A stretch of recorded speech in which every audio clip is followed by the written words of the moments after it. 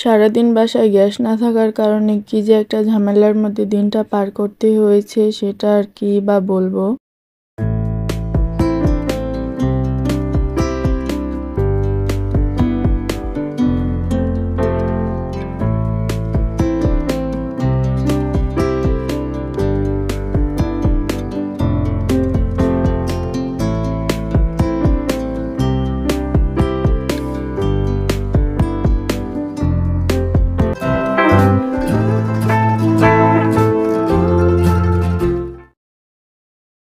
আসসালামু আলাইকুম এভরিওয়ান, আপনারা সবাই কেমন আছেন? আশা করছি ভালো। আলহামদুলিল্লাহ, আমরাও ভালো আছি, সুস্থ আছি। আমি সঞ্জিতা আর আপনারা দেখছেন এসবি সঞ্জিতাস ব্লগ চ্যানেল। আর আমার এই ছোট্ট চ্যানেলটাতে আপনাদের সবাইকে স্বাগত জানিয়ে শুরু করছি আমার নতুন আরও একটি ভিডিও। আশা করছি আপনাদের সবার কাছে ভালো লাগবে আর পুরো ভিডিওটা কন্টিনিউ করবেন আর শুরুতেই একটা লাইক দিয়ে নেবেন। তো আজকের ভিডিও শুরুতেই দেখতে পাচ্ছেন যে কেউ একটু কোথাও যাচ্ছে। আগের ভিডিওতেই তো বলেছি যে নিউ মার্কেট যাওয়ার যে ভিডিওটা ছিল ওইটাতে যে আমার ছোট খালা আর তার মেয়ে মানে আমার খালাতো বোন এসেছিল, তো তারাই আজকে চলে যাচ্ছে, তো সেটা একটু শেয়ার করছিলাম। মূলত তারা এসেছিল পুজোর ছুটিতে, তো সেই জন্য ছুটি শেষ তাই আর কি চলে যাচ্ছে, আর সেটাই আপনাদের সঙ্গে শেয়ার করছি। আর আমার আম্মু আর আমার বোন তাদেরকে আগিয়ে দিতে যাচ্ছিল, তো এই তো তারা ওদিকে চলে গেছে আর আমি এই দিকটায় ঘরের কাজগুলো যা ছিল সেগুলো করে নিচ্ছিলাম। আর শুরুতেই দেখতে পেয়েছেন যে আমার মানি প্লান্ট গাছের গ্রোথটা মাশাআল্লাহ অনেক সুন্দর হয়েছে, ঝোপালোও হয়েছে। তো তারপরে চলে এলাম গিয়ে টেবিলটাকে গুছিয়ে নিতে, আর দেখতেই পেয়েছেন কি অবস্থা হয়েছে।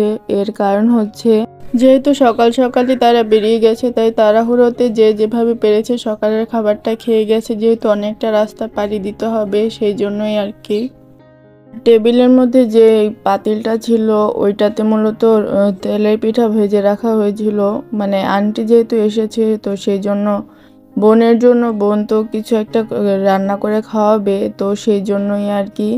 আর এবার আন্টি আসার পর থেকে কি আম্মু অসুস্থ ছিল, যার কারণে তেমন কিছু রান্না করে খাওয়াতে পারিনি, তাই আর কি যাওয়ার আগে এই তেলের পিঠা তৈরি করেছিল। তো তার আর কতটুকুই বা খেতে পেরেছে, বাকিগুলো তো রয়েই গিয়েছিল, তো সেগুলোই আর কি ওইখানে রেখে দিলাম যাতে করে পরবর্তীতে খাওয়া যায়, না হলে তো নষ্ট হবে।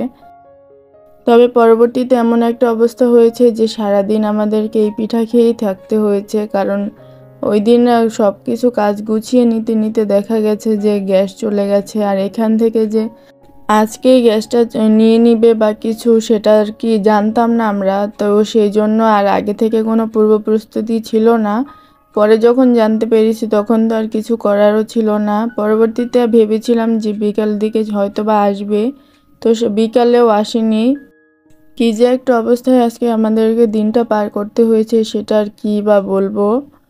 তো এরই মধ্যেই দেখতে পেয়েছেন কতগুলো থাল বাসন আমি ধুয়ে নিয়েছি কথা বলতে বলতে। তো এই থাল বাসন ধুতে ধুতে আপনাদেরকে একটা কথা মনে করিয়ে দিচ্ছি, আর সেটা আপনারা যদি এই পর্যন্ত আমার ভিডিওটা কন্টিনিউ করেন আর আপনাদের কাছে আমার ভিডিওটা একটু হলেও ভালো লেগে থাকে তাহলে প্লিজ একটা লাইক দিয়ে নেবেন। সেই সাথে এই ধরনের আরও ভিডিও পেতে চাইলে অবশ্যই আমার চ্যানেলটাকে সাবস্ক্রাইব করে পাশে থাকা বেল বাটনটি বাজিয়ে অল অপশনটিকে প্রেস করে আমার পাশে বন্ধু হয়ে থেকে যেতে পারেন। ফলে পরবর্তীতে আমি যতগুলো ভিডিও আপলোড করব সবগুলো ভিডিও নোটিফিকেশন আপনাদের কাছে চলে যাবে, আর আপনারা আপনাদের সময় সুযোগ বুঝে আমার ভিডিওগুলো দেখে নিতে পারবেন। আর চাইলে আজকের ভিডিও সম্পর্কে আপনি আপনার মূল্যবান মতামত আমাকে কমেন্টের মাধ্যমে জানাতে পারেন। সেই সাথে আমার ভিডিওগুলো চাইলে আপনার পরিবারের সদস্যদের সঙ্গে শেয়ারও করতে পারেন। আর যারা অলরেডি এই কাজগুলো করে ফেলেছেন তাদের সবাইকে জানাই অসংখ্য ধন্যবাদ। এরই মধ্যেই কিন্তু আমি থাল বাসন ধুয়ে তারপরে ফিল্টারে পানি দিয়ে দিয়েছি, আর অন্যদিকে আমি চুলাটাকেও সুন্দর করে পরিষ্কার করে নিয়েছি। এবার গিয়ে বেসিন যেটা সিঙ্ক আছে সেটাকে পরিষ্কার করে নিব, যেহেতু আমাদের কলে অনেকটা আয়রন আছে পানিতে, তো সেই জন্য এতটা খারাপ একটা পরিস্থিতি হয়, যেহেতু টাইলস করা গিয়ে আমাদের সিঙ্কটা, তো সেই জন্য খুবই বাজে একটা অবস্থা তৈরি হয়। তো সেই জন্য ভাবলাম এটাকে একটু হারপিক দিয়ে এটাকে পরিষ্কার করে নেই। তো সেই জন্যই আর কি এটা এভাবে করলে দেখা যায় অল্পতেই অনেক সুন্দর পরিষ্কার হয়ে যায়। আর ইতিমধ্যে কিন্তু দেখতে পেরেছেন যে হারপিকটা দেওয়া মাত্রই যেই লাল দাগটা আছে সেটা কিন্তু অনেকটা হালকা হয়ে গেছে। আর এতে আমার কিন্তু খুব একটা জোরে ঘষা মাজা করতে হবে না, আর সুন্দরভাবে পরিষ্কারও হয়ে যাবে। তো এটাকে পরিষ্কার করতে আমি হচ্ছে গিয়ে একটা তারের মাজনি নিয়েছি। আর এটা কিন্তু আমরা থাল বাসন মাজি না, এটাতে আমরা এই ধরনের কাজগুলোই করে থাকি সাধারণত। আর আপনাদের কাছে একটু অদ্ভুত লাগতে পারে যে যেখানে আমরা খাবার তৈরি করছি সেই জায়গাটাতে হারপিক দিচ্ছি। এটা নিয়ে কোনো ঘাবড়ানোর বিষয় নেই, কারণ এটা হচ্ছে গিয়ে নতুন কিনে আনা একটা হারপিক। তো সেই জন্য আর কি আমি এটা ইউজ করছি, অন্যথায় আমি কিন্তু ভুলেও এগুলো করতাম না। তো যাই হোক, এভাবে করে ঘষে নিয়েছি আর দেখতেই পাচ্ছেন কতটা ক্লিন হয়ে গেছে, আর বেশি একটা প্রেশারও দিতে হয়নি। আর শুরুতেই কিন্তু দেখতে পেরেছেন যে কতটা নোংরা হয়েছে। এটা কিন্তু নোংরা না, পানির যে লালচে দাগটা আছে সেটাই কিন্তু। তো আপনারা দেখতেই পেয়েছেন যে কিভাবে করে নিয়েছি। আবার অনেকে বলতে পারেন যে আমি হাতে কোনো গ্লাভস লাগাইনি কেন, যেহেতু এই হারপিকটা অনেকটা মানে ক্ষতিকর আমাদের স্কিনের জন্য। সেজন্যই বলছি যে আমাদের ঘরে প্রথমত কোনো হ্যান্ড গ্লাভস নেই, দ্বিতীয়ত আমি এটা কিনতে চেয়েছিলাম কিন্তু যখন হাতে পরেছি তখন দেখি প্রচণ্ড গরম। আমার হাত এমনিতেই অনেকটা গরম হয়ে থাকে সব সময়, আর জ্বালাও করে। তো সেই জন্য আর কি কেনা হয়নি, এভাবেই সেজন্য করে নিচ্ছি। আপনারা চাইলে হ্যান্ড গ্লাভস লাগিয়ে নিয়ে এই কাজটা করবেন যদি আপনারা এটাকে সহ্য করতে পারেন আর কি। আর একটা কথা, এটা আমি যেহেতু আমাদের এটা টাইলস করা, তো সেই জন্য আমি এখানে কিন্তু হারপিকটা ব্যবহার করেছি। যাদের হচ্ছে স্টিলের সিঙ্ক তারা কিন্তু ভুলেও এই কাজটা করতে যাবেন না, তাহলে কিন্তু এমন একটা পরিস্থিতির শিকার হবেন কি আর বলবো। মানে সিঙ্কের মধ্যে অনেকটা দাগ পড়ে যাবে, যেটা খুব সহজে ওঠানো যায় না বা ওঠেই না। তো সেজন্য আগেই বলে রাখলাম। এখন অনেকে বলতে পারেন যে এইভাবে রেখে দিলে কেমন একটা ব্যাপার হয়, তবে সমস্যা নেই। এটাকে হারপিক দিয়ে পরিষ্কার করে নেওয়ার পরে কিন্তু সাবান দিয়ে ধুয়ে নিতে পারবেন, তাহলে কিন্তু এটার যেই নোংরা একটা ব্যাপার থাকে বা গন্ধ থাকে সেটা কিন্তু চলে যাবে। আর আমিও কিন্তু ঠিক একইভাবেই কলটাকে ডিশওয়াশার লিকুইড দিয়ে কিন্তু ধুয়ে নিচ্ছি, আপনারা কিন্তু দেখতেই পাচ্ছেন। কারণ এখান থেকে যেহেতু আমরা পানি নিয়ে খাই, তো সেজন্য একটু পরিষ্কার করে রাখাটাই ভালো। আর হচ্ছে গিয়ে এখানে আরও ভালো হয় যদি একটু গরম পানি ঢেলে দেওয়া যায়, তাহলে আর কি পাইপটা অনেকটা ক্লিন হয়ে যায়, আর কোনো জীবাণু থাকলে সেটাও চলে যায়। তবে আমিও গরম পানি দিতে চেয়েছিলাম, কিন্তু যখন গরম পানি করতে গিয়েছি তখন দেখি গ্যাসটা চলে গেছে, তাই আর দেওয়া হয়নি। তবে পরবর্তীতে গ্যাস আসার পর তখন এটাকে দেওয়া হয়েছিল। তো দেখতেই পেলেন কতটা সুন্দর পরিষ্কার হয়ে গেছে আগের থেকে।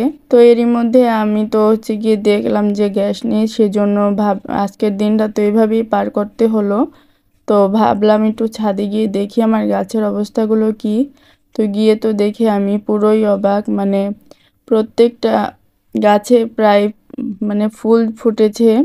আর এই যে কাটা মুকুট গাছে কতগুলো কলি এসেছে মাশাল্লাহ, আর একটা তো ফুল ফুটেছে। আমি তো দেখে খুবই মানে খুশি, মানে একটা গাছ আমি লাগাবো সেইখান থেকে পাতা ফুল, তারপর যদি ফল গাছ হয় তাহলে তো ফল আসলে কি যে খুশি লাগে, যারা এই গাছগুলো লাগিয়েছে তারাই বুঝতে পারবে। তো আমার রেন লিলি গাছেও কিন্তু সুন্দর কুঁড়ি এসেছে। এটা হচ্ছে গিয়ে সাদা যেই ভ্যারাইটিটা আছে সেটা। আর এখানে আমার কিন্তু সিঙ্গাপুরি ডেইজি গাছেরও সুন্দর ফুল ফুটেছে। এটা কিন্তু এমনিতে অহরহ রাস্তার পাশে পাওয়া যায়। আমি আমার কলেজের রাস্তা থেকে এটাকে তুলে এনে লাগিয়েছি, আর কিছুদিন আগে কেটেও দিয়েছিলাম। আগের বছরও সুন্দর ফুল এসেছিল। তো পরবর্তীতে কেটে দেওয়ার পর এই প্রথমবার ফুল ফুটলো, দেখে তো খুবই ভালো লাগছিল, এত সুন্দর ফুল মাশাল্লাহ।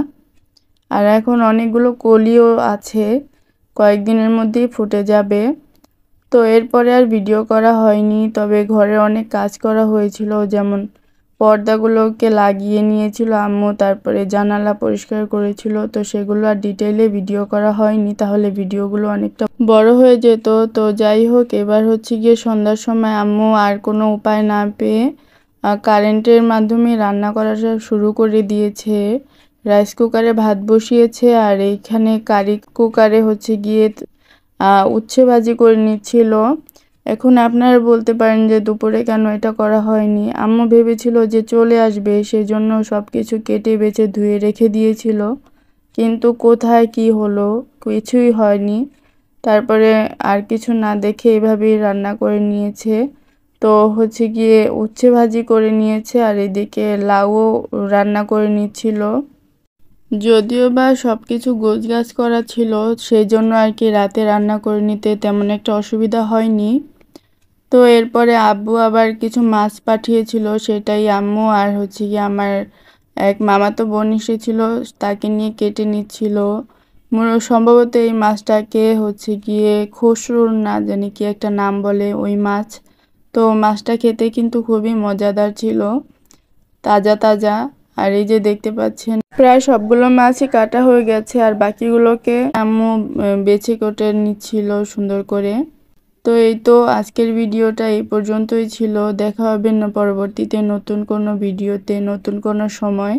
সেই পর্যন্ত আপনারা সবাই আমার চ্যানেলের পাশেই থাকবেন, আর সবাই ভালো থাকবেন, সুস্থ থাকবেন, আমাদের জন্য দোয়া করবেন। আল্লাহ হাফেজ, আসসালামু আলাইকুম।